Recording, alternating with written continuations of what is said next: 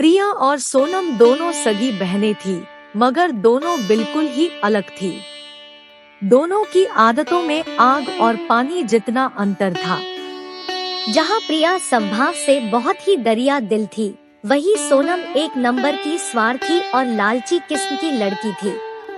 अभी अभी उनकी पढ़ाई खत्म हुई थी कि उनके माता पिता ने सोचा कि इन दोनों की शादी कर देनी चाहिए। सही उम्र में शादी हो जाए तो परिवार सुख समृद्धि से परिपूर्ण रहता है। सोनम, जो कि प्रिया से 2 साल बड़ी थी, उसकी शादी पहले करने का फैसला लिया गया। प्रिया और सोनम के माता पिता बहुत खुश थे। उन्होंने जोर से आवाज लगाई, हमारी प्यारी बेटियों, आज हम तुम दोनों को बहुत ही ज्यादा खुशी की खबर सुनाने वाले हैं। दोनों बहनें भागती हुई आईं। पिताजी कहते हैं कि मेरी प्यारी सोनम, मैंने तेरे लिए एक बहुत ही अच्छा लड़का देखा है। ये ले उसका व्हाट्सएप नंबर और उससे बात कर ले। प्रिया ने कहा, पहले आप ये बताओ कि लड़का कितना पढ़ा लिखा है, उसका परिवार कैसा है। मैं नहीं चाहती कि आप मेरी शादी किसी गरीब और अनपढ़ से कर दो। ये मैं बिल्कुल भी नहीं होने दूंगी। मेरी प्यारी बच्ची, मैंने सब पता कर लिया है। लड़का सिविल इंजीनियर है, दुबई की कंपनी में काम करता है, महीने के 5 लाख रुपए कमाता है, तो बहुत खुश रहेगी।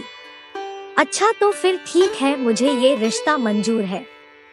2 महीने बाद आखिर सोनम की शादी हो जाती है। पिताजी बहुत ही धूमधाम से सोनम की शादी करते हैं। उन्होंने सोनम की शादी में 20 लाख खर्च कर दिए। इतनी उनकी हैसियत नहीं थी। इस वजह से उनकी आर्थिक स्थिति खराब हो गई। प्रिया भी अब शादी के लायक हो गई थी। पिताजी को उसकी शादी की चिंता सताने लगी। एक दिन मैंने राधा के लिए भी एक सुशील लड़का देखा है। हैसियत में वो सोनम के ससुराल वालों की तरह अमीर नहीं है, पर बनारस में उनका अपना घर है। उनकी एक छोटी सी कोचिंग क्लासेस भी है। सुनो जी, आपने एक से देख लिया है ना, हमारी प्रिया खुश तो रहेगी? मुझे तो अभी से उसकी चिंता हो रही है। अरे, मैं तो प्रिया की शादी भी सोनम की तरह धूमधाम से करना चाहता हूँ, पर पैसों की बहुत ही ज्यादा समस्या हो गई है। मैंने बहुत से अच्छे अच्छे अमीर घरों में प्रिया के रिश्ते की बात की, पर पैसों की वजह से बात आगे बढ़ ही न पाई। प्रिया पीछे खड़ी सारी बातें सुन रही थी। वो सामने आई और कहने लगी, पापा, आपने जहाँ मेरा रिश्ता देखा है, मैं वहीं शादी करूँगी। ये सुनकर उसके पिता की आंखों में आंसू आ गए। वो बोले, तू है मेरी सच्ची बेटी। असल में तू तो मेरा बेटा है। आखिर प्रिया की भी शादी हो जाती है। उसकी शादी मंदिर में होती है और बहुत ही सादे तरीके से। प्रिया के ससुराल में उसके पति के अलावा उसके बूढ़े पिताजी थे, जो कि बहुत ही बीमार थे। प्रिया ने आते ही घर की सारी देख रेख संभाल ली। वो सबको टाइम से खाना बना के देती और सबका ध्यान रखती। घर के काम से फ्री होकर वो अपने पति के कोचिंग सेंटर में चली जाती और उनका हाथ बंटाती।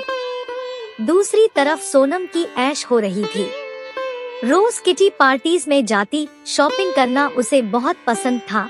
अभी अभी उसने आईफोन 14 लिया था। उसके तो मजे थे। एक दिन सोनम प्रिया के घर आई। सोनम ने जीन्स और टॉप पहना हुआ था। देखने से ही वो बहुत अमीर दिखती थी। वहीं प्रिया बहुत ही साधारण दिखती थी। वो हमेशा ही साड़ी डालती थी। सोनम ने अपने बैग में से मिठाई निकाली और प्रिया को देते हुए बोली, सुन, तेरे जीजू ने 55 लाख की फॉर्च्यूनर गाड़ी खरीदी है। कल ही डिलीवरी मिली है। आ देख, कितनी सुंदर है। तू तो कभी ऐसी गाड़ी में नहीं बैठी होगी। दरअसल सोनम अपनी बहन को जलाने के लिए आई थी, पर प्रिया उसकी ये घटिया हरकत समझ नहीं पाई। प्रिया का पति राम, जो कि एक टीचर था, बहुत ही समझदार आदमी था। सोनम के जाने के बाद उसने प्रिया को कहा कि तेरी बहन तुझे खुशखबरी देने नहीं आई थी, बल्कि वो तुम्हें नीचा दिखाना चाहती थी और तुम्हारा मजाक उड़ा के चली गई। अगर हमारी कार लेने की हैसियत नहीं है तो इसमें बुरी बात क्या है। हम बहुत खुश हैं अपनी जिंदगी से। प्रिया ने राम को समझाया कि निराश होने की कोई जरूरत नहीं, जब टाइम आएगा तुम भी कार ले लोगे। नहीं प्रिया, सोनम का पति बहुत अमीर है, इंजीनियर भी है, मैं तो एक मामूली सा टीचर हूँ। प्रिया बोली, अरे वो तो एक प्राइवेट कंपनी में नौकर है, पर आप टीचर हैं, स्टूडेंट्स को ज्ञान देते हैं, स्टूडेंट्स आपको अपना आदर्श मानते हैं, आपके चरण छूते हैं, आपके सामने उनकी क्या हैसियत?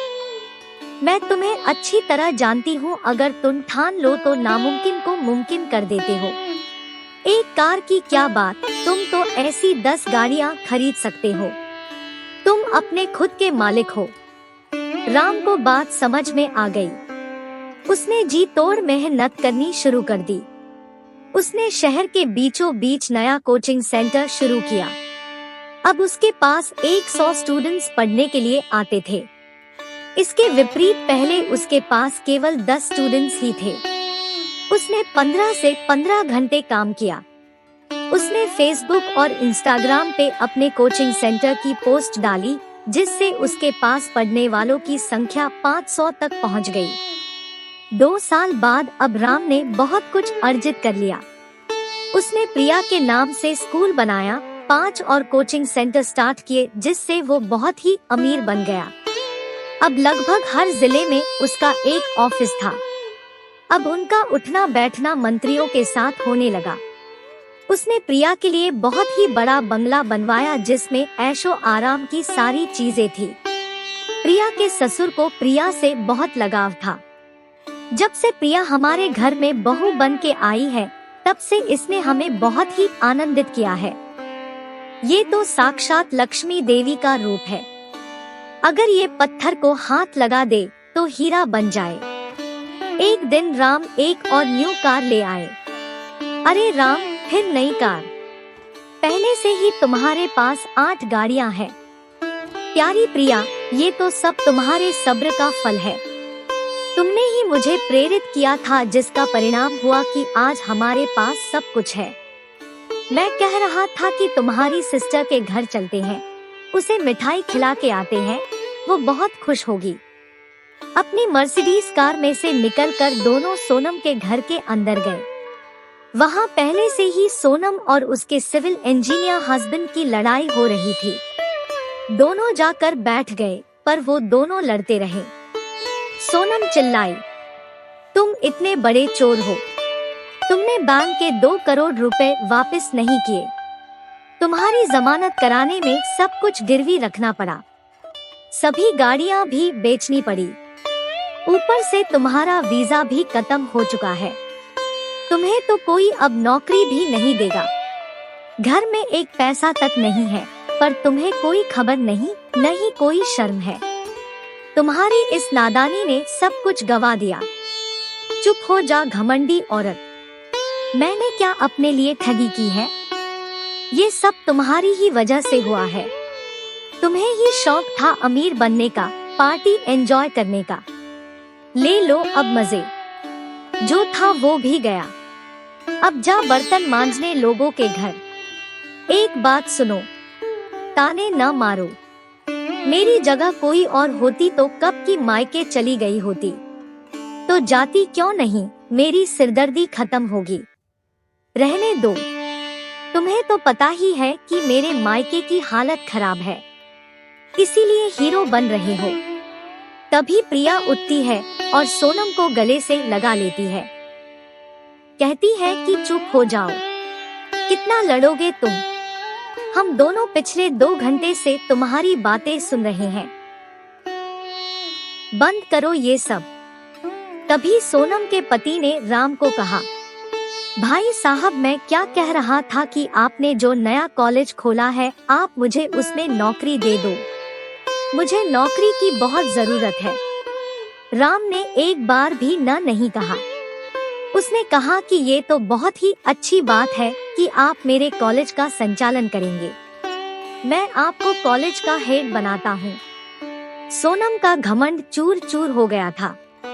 वो समझ गई थी कि दौलत का कभी भी घमंड नहीं करना चाहिए। कहानी कैसी लगी कमेंट में बताएं। वीडियो को लाइक और चैनल को सब्सक्राइब करना ना भूले। मैं हिना।